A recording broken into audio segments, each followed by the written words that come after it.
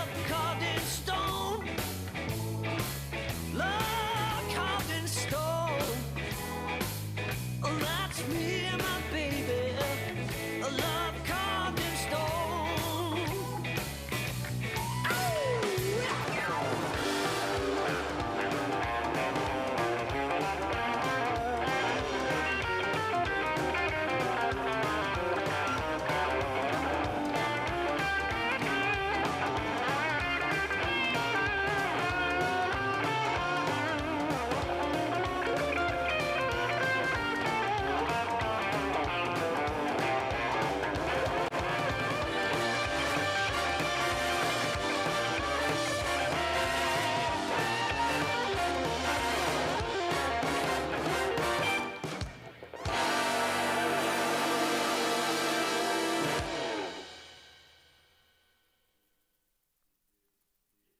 Herkese merhaba. Mercedes-Benz Fashion Week İstanbul'un ikinci gününde karşınızdayız. Ben Aslı Barış, gazeteci, moda eleştirmeni ve Hafta Dergisi yayın yönetmeniyim ve ikinci gün boyunca hostunuz ben olacağım.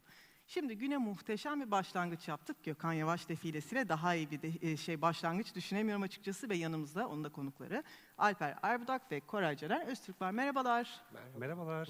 Vallahi süper dinamik bir defile seyrettik. Birazcık hemen koleksiyonun yapısıyla başlayalım. Müziklerine özellikle doyum olmadı. Janis Joplin olayına girelim. Evet, çok teşekkür ederim ilk başta. Evet, bu sezon biraz eğlenceli, biraz hatırlatıcı, birazcık da ithafen bir koleksiyon yapmış olduk. Tamamıyla koleksiyon Janis Joplin üzerine ve onun 50. yıl dönemine ait bir güzel bir, farklı bir, renkli bir ve benim vazgeçilmez olduğum renklerden oluşan bir eğlenceli bir koleksiyon yapmaya çalıştım. Şöyle bahsedebilirim azıcık da koleksiyon. Hep bir sokak stilinden, hep bir bol kesim, oversize ürünlerden tamamıyla artık bu sefer farklı bir Gökhan Yavaş, farklı bir çizgisi olan, kendine artık ben ayakları üzerinde durabilen, daha artık orta yaşta da hitap edebileceğim, böyle günümüz kumaşlarından, günümüz modasına hitap eden bir eğlenceli, güzel bir koleksiyon çıktı. Vallahi gerçekten koleksiyonu şu an biz sergiliyoruz diyebiliriz. Şu görmüş olduğunuz trench coat'u ben resmen Koray'ın üzerinden söktüm ve son dakikada giydim, bayıldım. Aslında yakıştı değil mi? Gideriyor yani her türlü. Çünkü bir erkek tasarım olmasına rağmen artık hani cinsiyetsizlik kısmı da belki burada devam ediyor diye düşünüyorum. Ne dersin? Yani aslında amacını koleksiyonu yaparken en başından amacı aslında bir unisex giyim. Tamamen kadın erkek çok rahat giyebileceği parçalar. Bu sezon ama bir tık daha böyle tam kadınları giyebileceği, tam erkeklere giyebileceği ama kendi özümden vazgeçmediği gibi sizin üzerinizde olduğu ya da Koray'ın üstünde olduğu gibi ya da benim üstünde olduğu gibi bazı unisex parçalar var. Hem kadın hem erkeğe giyebileceği detaylar. Bunu bırakmak istemiyorum çünkü artık günümüz modası, artık bu cinsiyetsiz kavram çok fazla geldiği için ve biz de bundan vazgeçemiyoruz ve biz de bu modayı takip etmek zorundayız. Güncel bir tasarımcı olmak istiyorsak eğer ya da güncel tasarımcı markası olmak istiyorsak. O yüzden bu döngü şu an iyi gidiyor. Yeni bir koleksiyon, yeni bir Gökhan Yavaş yüzü gösterdim sizlere. Umarım beğenmişsinizdir. Vallahi ben bu yeni Gökhan Yavaş'ı çok beğendim. Eskisini de beğeniyordum Evet, zaten. tamam, Benim teşekkür açımdan ederim. çok farklı olmadı. Şimdi biraz bu mevzudan konuşmak istiyorum. Tamam. Koleksiyonun motosunda bir regular weird lafı var. Evet. Yani tuhaflığı yeniden bir Aynen. şekilde. Alper'le sana birazcık bunu anlatmanızı istiyorum. Evet. Bu regular weird'den kastınız nedir? O konu ilk başta ben başlayayım. Janis Joplin aslında kendi olarak biliniyor. Kendi dönemindeki en çok dikkat çekiyor, çok kısa ve öz bir hayatı var. Ama o hayatta da en güzel özelliği en tuhaf insanlardan bir tanesi. Ve biz bu tuhaf kelimesi yeniden yazmak istedik. Ve bunu nasıl bağlaştırdık? Günümüz pandemisinden dolayı aslında bu tuhaf kelimesi buraya biraz bağdaştık. Çünkü neden? Artık gecemiz gündüzümüz karıştı pandemide. Evet. Artık ne yediğimizi ne içtiğimizi bilmez olduk. Bazen geceler gündüzler birbirine girdi. Kimi online'dayız, telefondayız, kitap okuyoruz. Hayatımız bir anda bir farklı döngüye girdi. Aslında oradaki tuhaflığı Janis Joplin tuhaflığıyla birleştirerek ve 60'ların kendisini o hitap ettiği 60'lar döneminde renkleri kullanarak bir tık da nostaljik, bir tık da günümüze yorumlayarak tuhaf kelimesi bir tekrar canlandırmış oldum aslında. Alper senin için bu kelimenin karşılığı. Şöyle, yani pandemiyle beraber açıkçası işte Mart'ta her şeyin kapatılıp bir anda bizim eve sokulmamız başlı başına bir psikolojik olarak hani tuhaflık yarattı hepimizde. Çünkü hiç yaşamadığımız bir konu, bu zamana kadar hiç karşılaşmadığımız da bir durum. Evdeyiz.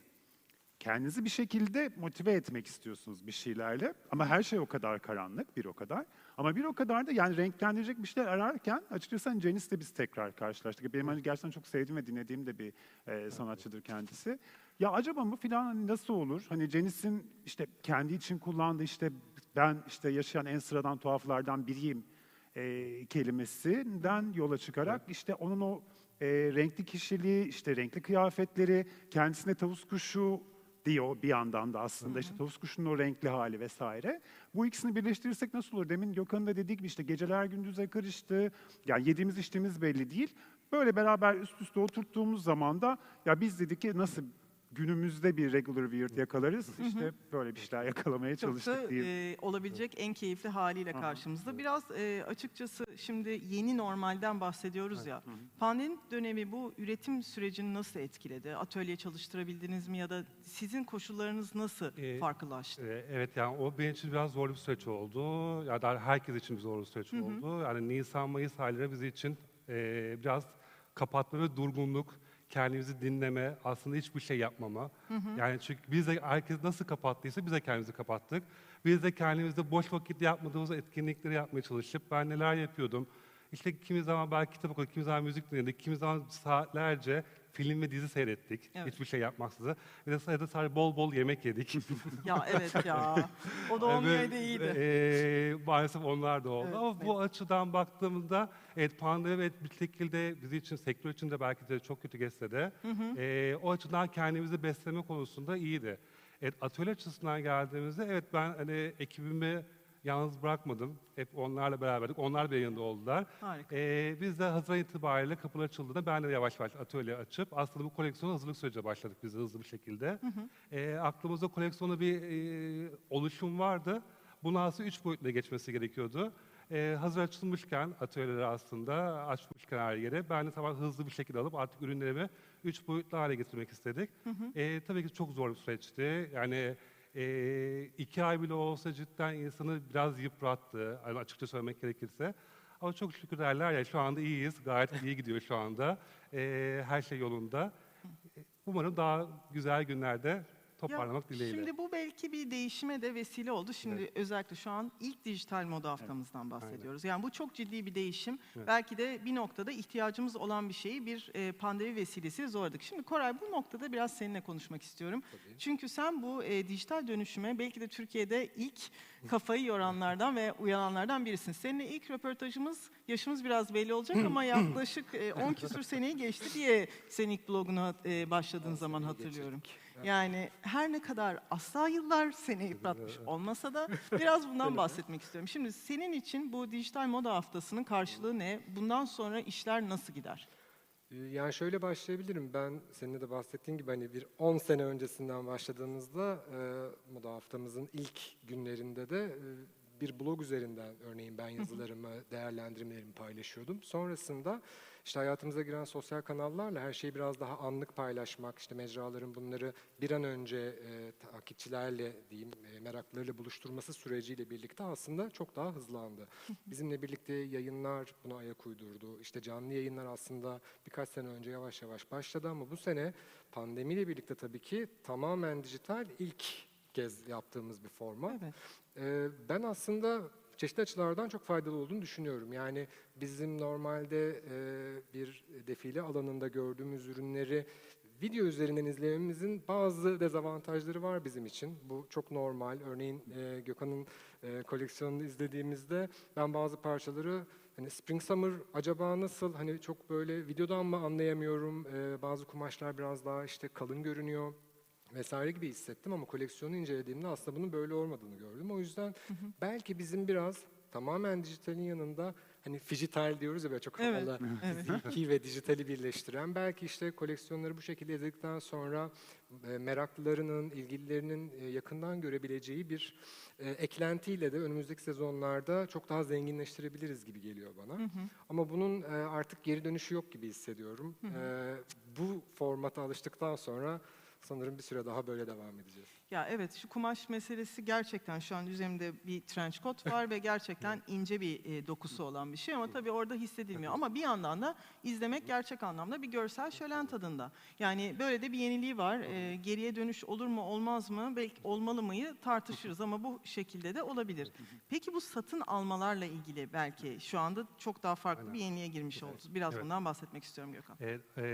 Güzel bir konu oldu. Bu dijital moda haftası evet bize çok tabii ki fizikselin yanında dijital moda haftası çok güzel bir olanaklar sundu. İlk başta dediğim gibi tüm dünyada aynı anda aynı şekilde yayınlanması bu zaten size artı bir öne getiriyor. Evet. Şu anda bizim için çok güzel bir şey. Satın alma konusuna girecek olursak İstanbul Tekstil Konfeksiyon İhracatçılar Birliği bize bu sezon çok güzel bir sürpriz yaptı. Jor.com'la bize bir işbirliği sağladılar. Bizim için çok güzel bir şey ve tüm dünya markaları yer aldığı bir sitede şu an bir Türk tasarımcı olarak ben de yer alıyorum. Evet. Bu için çok güzel bir deneyim ve çok güzel bir proje oldu aslında. Satın alma şeyimiz yeni başlıyor zaten.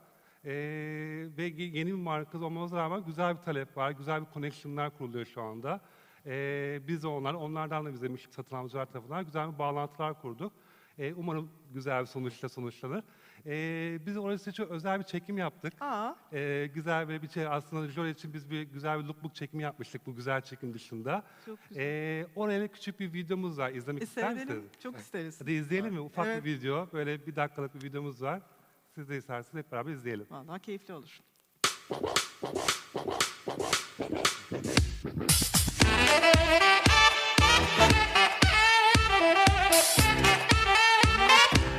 Senin pasaport.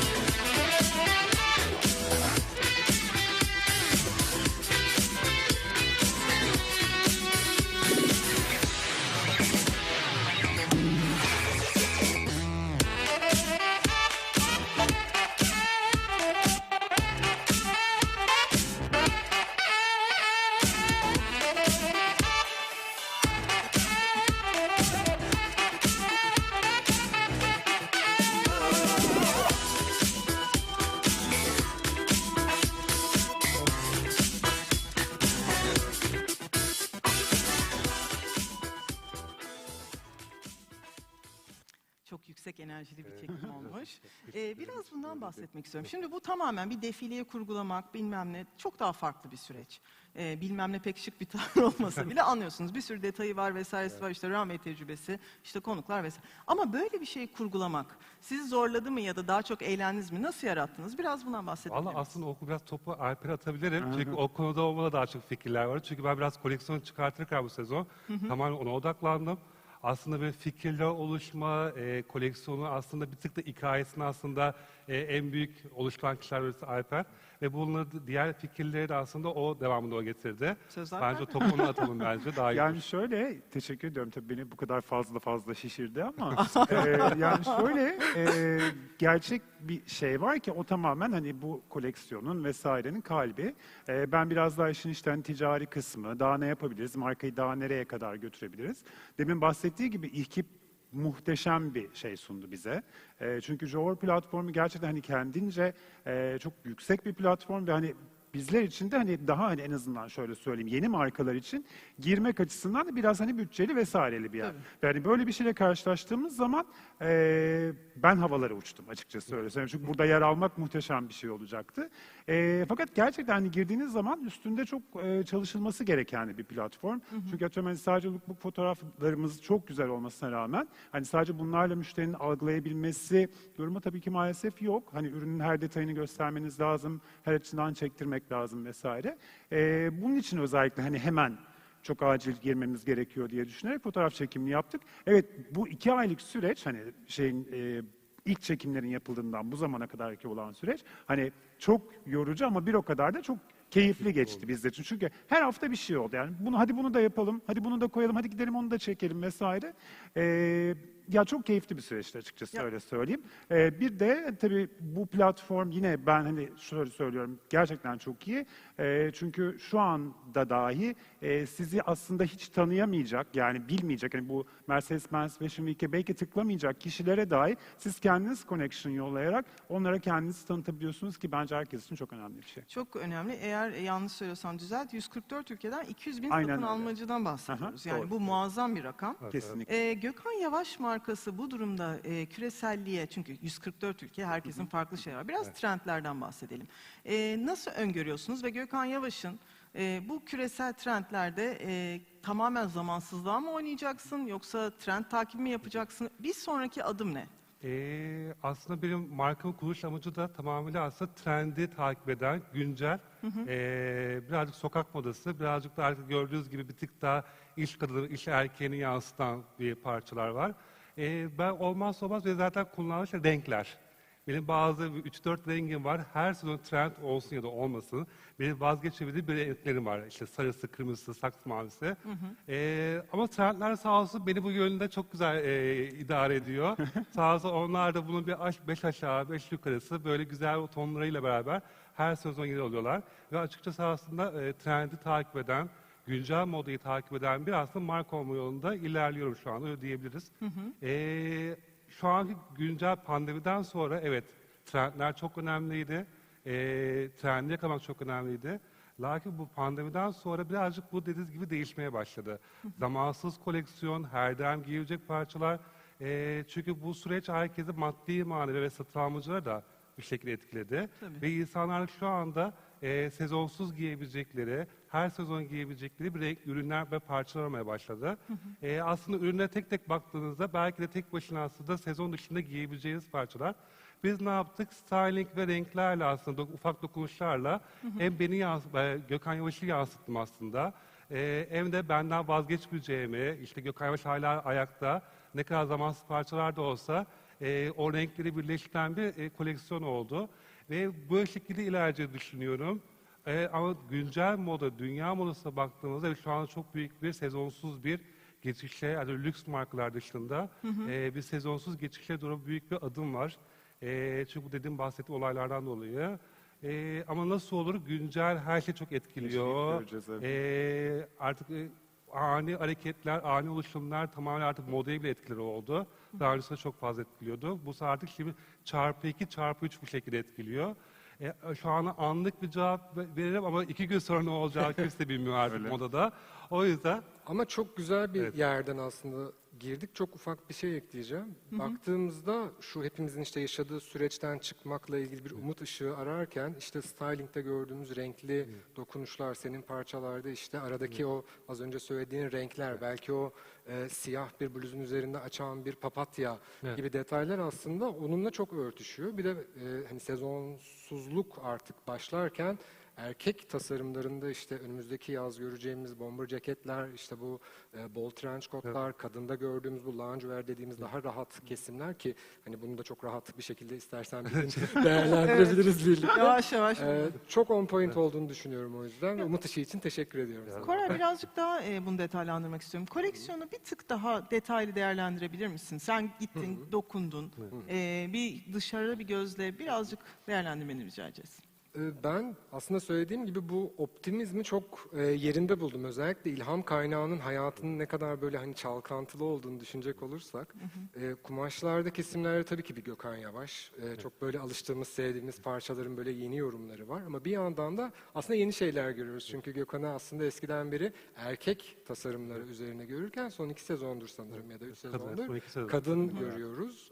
İşte bu ikat desenleri şimdi gördüğümüz mesela buradaki bunun farklı renklerdeki yorumları çok tatlı, bu rahat. Mesela bu takımın bir short versiyonu var. Şurada gördüm. Çok güzel arka arkaya akıyor aslında yorumlarımız birlikte. Kadın tarafındaki iddianın artması benim çok hoşuma gitti. Farklı zamanlarda kullanabilecek çok farklı elbiseler var içeride. Bunları hani böyle günün farklı saatlerinde, farklı okazyonlarda çok rahat değerlendirebileceğinizi düşünüyorum. Onun dışında gayet dediğim gibi bu mutluluk veren bir koleksiyon olması ve bir tatlı bir aykırılığı olması bence çok farklı bir yere oturttu Bu da favori trench coatlarımdan birisi. Üzerinde Janis Janis Joplin'in bir Joplin var. Janis Joplin olması. silüeti var. Evet, trench coatlar özellikle çok başarılıydı. Zaten üzerinde çalmış olduğum trench coat örneğini de Koleksiyonun ana görebilirsiniz. parçaları. Koleksiyon Gerçekten- ana parçalarını çalarak devam edeceğimi buradan belirtmek istiyorum. Gerçekten çok başarılı bir koleksiyon. Çok teşekkür Tebrik ederim. ediyorum. Çok teşekkür ederim. Mutluluğa en çok ihtiyacımız olan dönemlerde böyle bir renk patlamaları ve değişik Janis Joplin'in yüksek enerjisiyle gönderme benim açıkçası çok hoşuma gitti ve izleyicilerin de çok hoşuna gittiğini tahmin ediyorum. Çok teşekkürler Ben çok katıldığınız teşekkür için. ederim. Biz teşekkür ederiz. Devam edeceğiz. Bütün gün boyunca yayındayız. Mercedes-Benz Fashion Week İstanbul adresinden ulaşabilirsiniz. Canlı yayınımızda saat 2.30'da Murat Aytul'la devam edecek. Bizi izlemeye devam edin diyoruz.